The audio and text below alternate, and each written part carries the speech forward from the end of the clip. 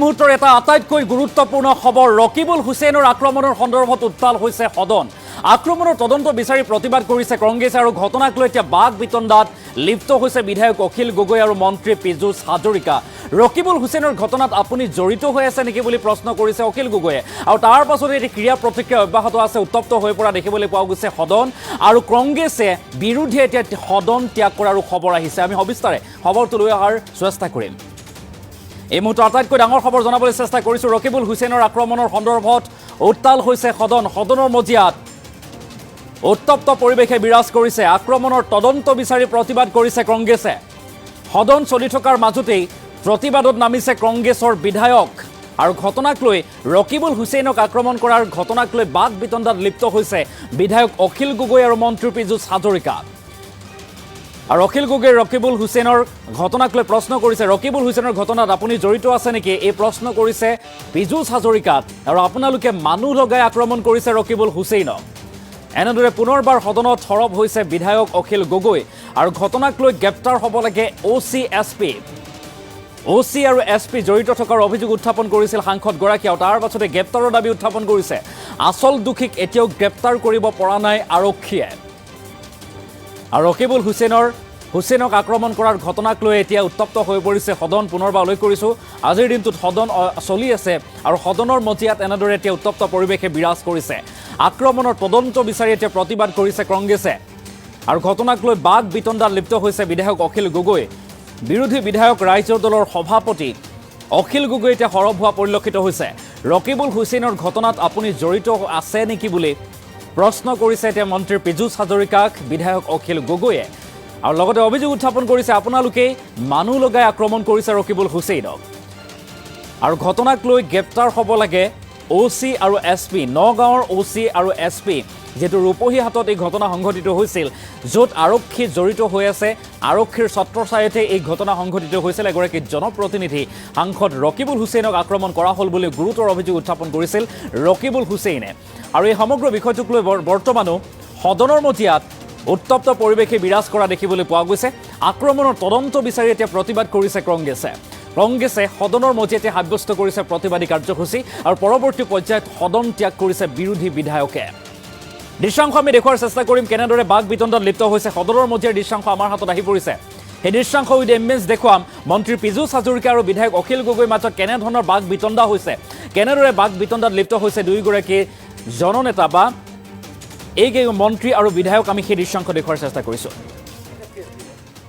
মই যিমানখিনি জানো ছাৰ নগাঁও সদৰ থানাত তেখেতক কোৱা আপুনি সাফাই কেলে গায় আছে অখিল গগৈ আপুনি বোলে অখিল গগৈ বহক কংগ্ৰেছ মানে আপুনি সাফাই কেলে বহক তেখেতে সাফাইটো কেলে গগৈ আপুনি বহক তেখেতে জড়িত নেকি আপুনি বহক আৰে মন্ত্ৰীয়ে জবাব দিব মন্ত্ৰীয়ে জবাব ঘটনাটো তেখেত দি আছে সাফাই আপুনি বহক এৰো সাফাই কেলে দিয়ে অখিল গগৈ ডাঙৰীয়া প্লিজ অখিল গগৈৰ ৰেকৰ্ডত নাযাব অকল মন্ত্ৰী যাব তাৰ পাছত তেখেতটো এইটো বিভাগৰ মন্ত্ৰী নহয় প্লিজ এইটো বিভাগৰটো মন্ত্ৰী নহয় পাৰিলে ময়ো ক'ব পাৰিম আৰে অথৰাইজ দিলে চবে পাৰে বহক না প্লিজ সন্মানীয় তেওঁ নিজে লগাই মৰাইছে তাৰমানে এই বিষয়ে অলৰেডি সিদিনাও আলোচনা কৰিছে চৰকাৰে ষ্টেটমেণ্ট দিলে আজি এডজৰ্ণমেণ্ট জনাইছে মই তাৰ কাৰণে হাউচ এডজৰ্ণ কৰি আলোচনা ঘূৰি আছে সমষ্টিখনত গতিকে তাৰপিছতো তেওঁলোকে ধৰিব নোৱাৰে যি দুজনক দিছে যি দুজনক কালি ধৰিছে এটা নাটক কৰিছে আচল যিবিলাক দোষী কালপিত সেইবিলাক কিন্তু কৰায়ত্ব হোৱা নাই গতিকে সেইখিনি কৰায়ত্ব কৰাৰ কাৰণ ব্যৱস্থা লওক অধ্যক্ষ মহোদয় যি দুজনক আমি ধৰিছোঁ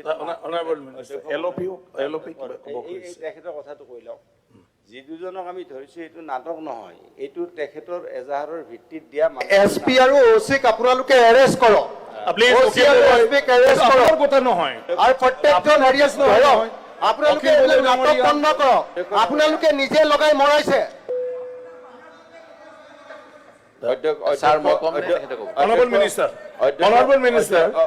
আপুনি একেবাৰতে ৰিপ্লাই দি দিয়ক মানে LOP মাননীয় অধ্যক্ষ মহোদয় 20 তাৰিখৰ ঘটনাটোৰ সন্দৰ্ভত মাননীয় মুখ্যমন্ত্ৰী মহোদয়ে 20 তাৰিখৰ দিনাই সদনত কৈছিল যে দিনৰ 2:30 বজাত ৰকিবুল হুছেইনে ৰূপহীৰ অন্তৰ্গত গোলামুৰি গাঁৱলৈ গৈ থকা অৱস্থাত জনতাই বাধা প্ৰদান কৰে। তেতিয়া তেওঁৰ লগত থকা দেহৰক্ষীয়ে শূন্যলৈ চাৰি যায় গুলীচালনা কৰে। আৰু মহোদয়, গুলীচালনাৰ কথাটো উল্লেখ হৈছিল। এই বিষয়ত কি হ'ল কি নহ'ল এতিয়ালৈকে আমাক একো কোৱা নাই। সঁচাকৈ গুলীচালনাত কোনোবা আঘাত হ'ল কি হ'ল।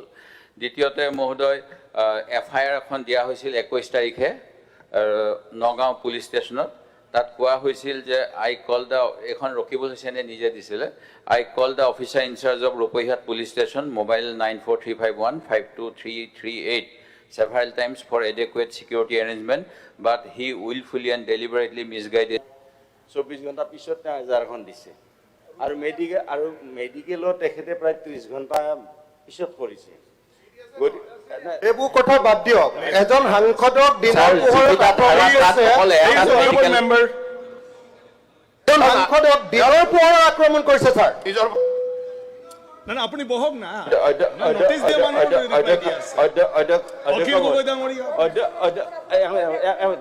নাই এইটো নহয় ছাৰ, অখিল গগৈৰ ৰেকৰ্ডত নাযাব। অখিল গগৈৰ কোনো ৰেকৰ্ডত নাযাব। অধ্যক্ষ মহোদয় প্লিজ ক'বলৈ দিয়ক না আগতে। অধ্যক্ষ মহোদয় মই কৈছো, গগৈ ডাঙৰীয়া, অধ্যক্ষ মহোদয় পিজিছ হাজৰিকা ডাঙৰীয়া কিবা ক'ব কৈছে, তেখেতে ক'বলৈ দিয়ক আগতে। অধ্যক্ষ ডাঙৰীয়া, ক'বলৈ দিয়ক, ক'বলৈ দিয়ক, কিবা ইনফৰমেশ্যন দিব খুজিছে, হাউচক জনাব খুজিছে। অধ্যক্ষ ডাঙৰীয়া, আমি ৰকিবুল হুছেইনৰ প্লিজ মন্ত্ৰীক ক'বলৈ দিয়ক। গৰিহণা নালাগে, মন্ত্ৰীয়ে কৈ আছে। প্লিজ অনাৰেবল কংগ্ৰেছ চৰকাৰ 2001 honourable minister, honourable minister, honourable minister, honourable minister, please মন্ত্ৰীয়ে উত্তৰ দিব, মন্ত্ৰীয়ে উত্তৰ দিব। মন্ত্ৰী কওক।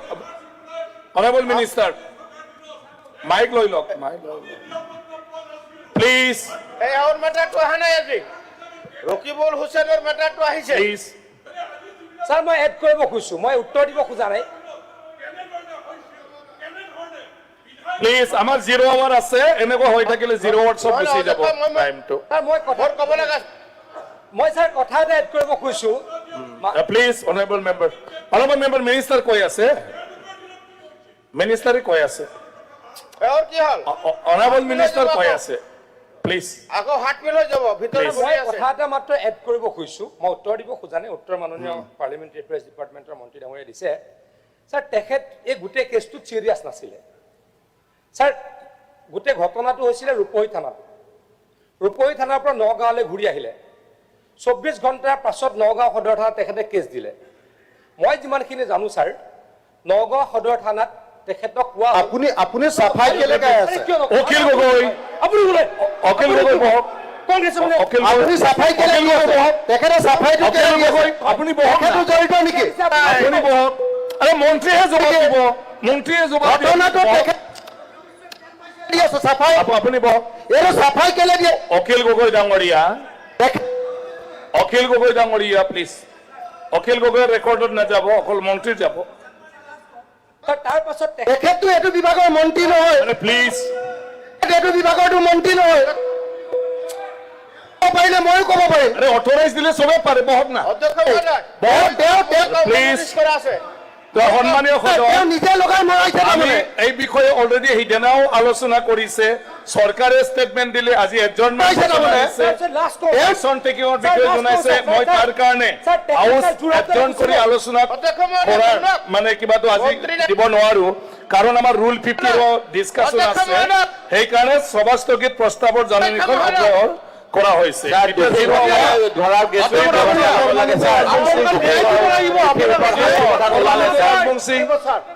এইটো কোনো শাস্তি দিব একো কথাই কোৱা নাই। আৰক্ষীৰ ওপৰত কি তদন্ত হ'ব এইবিলাকো কোৱা নাই ছাৰ। 0 আৱাৰ, মাইক আমাৰ মাইক কাট। 0 আৱাৰ, কেতিয়ালৈ এৰেষ্ট কৰিব? সেইসকলক কেতিয়া গ্ৰেপ্তাৰ কৰিব, অভিযুক্ত আৰক্ষী বিষয়াৰ ওপৰত কেতিয়া বিদ্যা সিং ইংলেণ্ড, ওলোৱা নাই ছাৰ। কাণত লৈ ফালে কৰক।